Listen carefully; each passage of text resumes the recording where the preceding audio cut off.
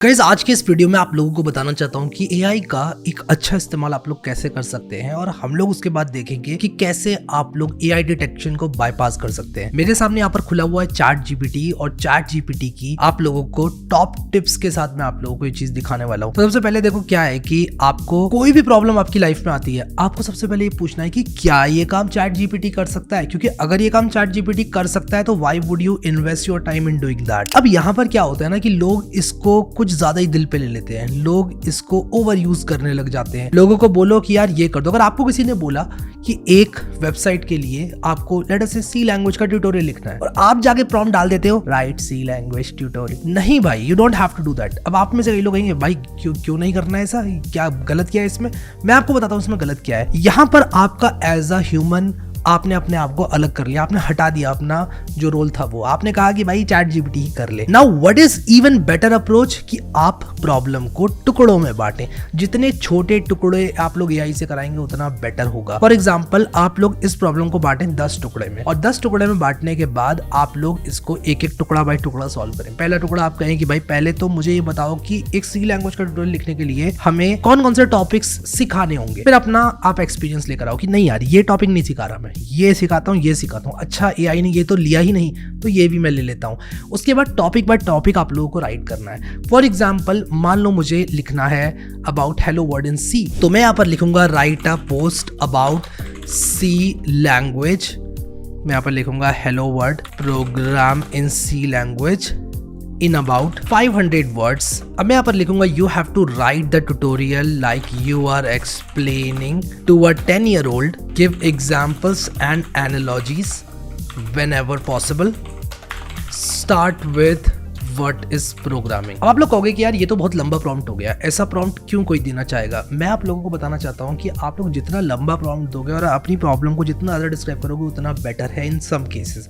कुछ केसेस में छोटे प्रॉम्प्ट्स काम अच्छे करते हैं, लेकिन यहाँ पर आप देखो कि ये मेरी सारी बातों को रखते हुए ये काम करेगा। और यहाँ पर देखो इसने व्हाट इज प्रोग्रामिंग से स्टार्ट किया और कहा imagine you are a wizard who can give instructions to a robot to make it do cool things like dance, sing और इवन प्ले गेम्स। कितना अच्छे से समझ में आ रहा है। तो अब इसके साथ एक प्रॉब्लम क्या आती है कि आप लोग इसको कहीं भी यूज करेंगे this will be detected as AI generated, और वहां पर काम आता है हिग्स एआई के हिग्स बाईपास का। हिग्स एआई के अंदर बहुत सारे एआई टूल्स हैं, जो कि मेरी अगली टिप होगी कि आप लोग एआई टूल्स को यूज करें एज मच एज पॉसिबल। यहाँ पर हम हिग्स एआई की सहायता से इस टेक्स्ट को ह्यूमनाइज कर सकते हैं। आप देखो कि यहाँ पर ये जो लिखा हुआ है व्हाट इज प्रोग्रामिंग का आर्टिकल, मैं यहाँ पर लिखकर इसको ह्यूमनाइज कर सकता हूँ। Now what exactly does humanise mean? जब भी आप एआई से लिखवाते हो कुछ भी तो उसके अंदर एआई वाला स्वाद आ जाता है, यानी कि आपका जो कंटेंट है वो लगेगा इट्स एआई जनरेटेड। अगर मैं इसको एआई डिटेक्टर्स में डालूंगा, फॉर एग्जांपल मैं इसी में डालता हूँ,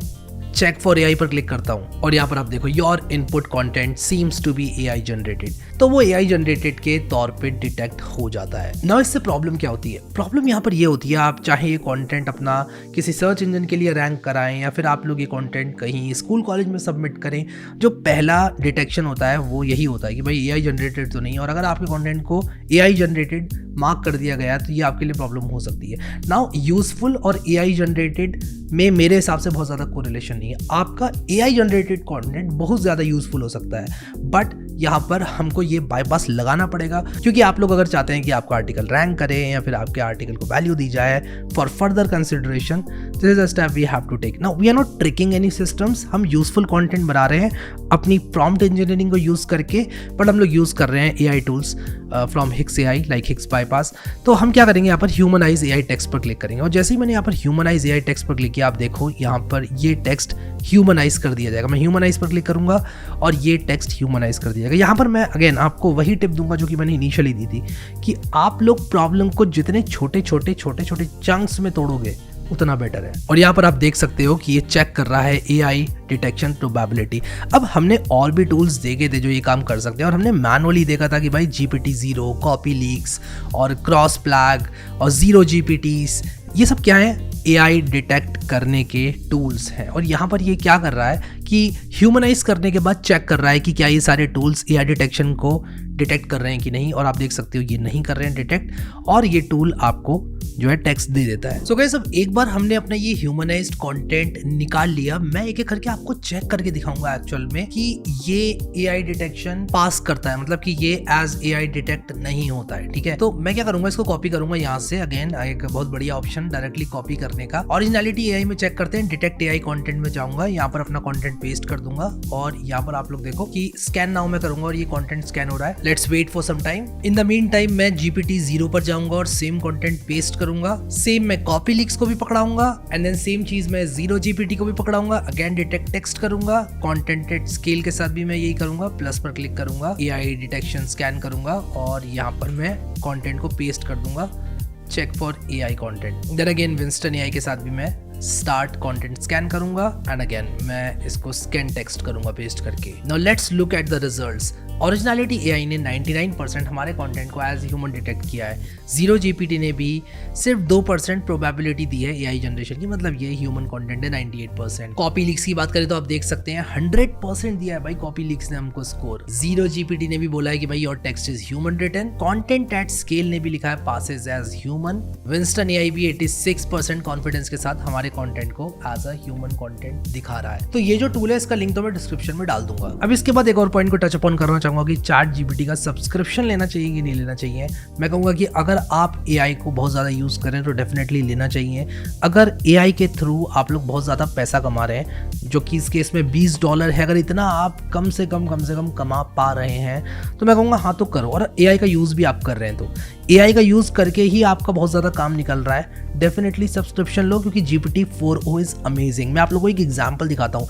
मेरे दोस्त ने मुझे एक पेपर भेजा जिसमें ऐड की हुई थी बहुत सारी चीज़ें कि भाई इतने रुपए की चांदी आई, इतने रुपए का जो है ये वाला स्टील का बर्तन आया, इतने रुपए का ये आया, इतने रुपए का वो आया। उसने मुझे भेजा और बोला कि भाई इसको चेक करके बताना ज़रा ये ठीक है कि नहीं। मैंने उसको रिप्लाई किया कि भाई मेरे पास और काम भी है, मैं ये चेक नहीं कर सकता। लेकिन अचानक मेरे दिमाग में GPT 4o का ख्याल आया और मैंने वो फीड कर दिया GPT को। मैं आपको चैट दिखाता हूँ, वो वाली ये रही वो चैट। मैंने उसने जो पेपर दिया था उसको अपलोड करके सिर्फ इतना छोटा सा प्रॉम्प्ट दिया, इज दिस कैलकुलेशन करेक्ट।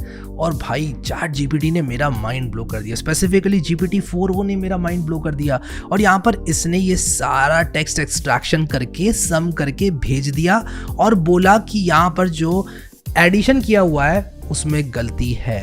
अब अगेन गलती हुई है और गलती उसने मुझे बताया कि जो शॉपकीपर हैं वो गलती हमेशा ऐसे करते हैं कि ज़्यादा जुड़ जाते हैं पैसे।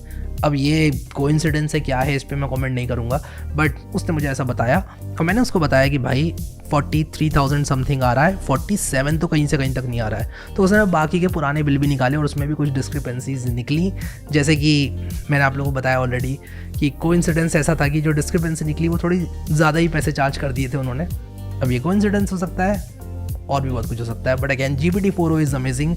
इसको यूज़ करो यार, फाइल आप लोग अपलोड कर सकते हो। एक और मैं आप लोगों को यूज़ केस बताता हूँ GPT 4o का, कि मैं क्या करता हूँ ना, कभी भी मेरे पास कोई एक एग्रीमेंट आता है या फिर कोई लंबा चौड़ा एग्रीमेंट आता है। अब कंपनीज क्या करती हैं, जब आप फ्रीलांसिंग करोगे तब आपको पता चलेगा कि आपको बोलती हैं कि इस एग्रीमेंट को साइन करो। 40 पेज का एग्रीमेंट होगा, उस पर कहीं लिखा होगा कि मैं ये नहीं करूंगा, मैं काम करते हुए सिगरेट नहीं पीऊंगा, मैं ये नहीं करूंगा, ये नहीं खाऊंगा, मैं जो है पानी नहीं गिराऊंगा वर्क प्लेस पे, मैं बच्चों की तरह लोगों को परेशान नहीं करूंगा, मैं चीज़ें नहीं तोड़ूंगा। और वहीं बीच में लिख दिया जाता है कि जो छुट्टियां हैं कभी भी आपका एम्प्लॉयर चेंज कर सकता है, आपको बोल सकता है संडे को आओ। अब फालतू की चीज़ों के बीच में एक काम की चीज़ घुसा दी। GPT 4o को प्रॉम्प्ट देता हूं मैं कि भाई इसमें से कोई ऐसी चीज़ तो नहीं है जो वन साइडेड है, जो कि मुझे प्रॉब्लमेटिक लग सकती है। मैं एक सिंपल इंसान हूं, नॉर्मल गलतियां तो भाई मैं नहीं करता हूं, लेकिन कोई ट्रिकी चीज़ तो नहीं है इस एग्रीमेंट में। अगर है तो उसकी लिस्ट बनाकर मुझे दो पेज नंबर के साथ, और वो पेज नंबर के साथ बता के देता है।